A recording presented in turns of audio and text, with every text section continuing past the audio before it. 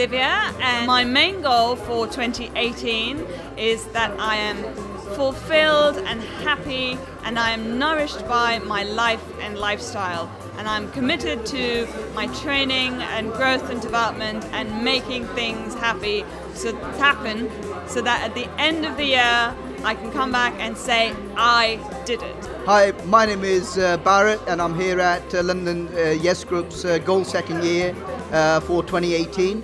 And for this year, I commit to be more healthy. So health is my number one priority, and I commit to doing regular exercise on a consistent basis. Hey, what's up guys, it's Ronnie Rich, and what we're committing to this year is we're going to have 10 treks across the year and Mount Kilimanjaro in November, taking 100 people.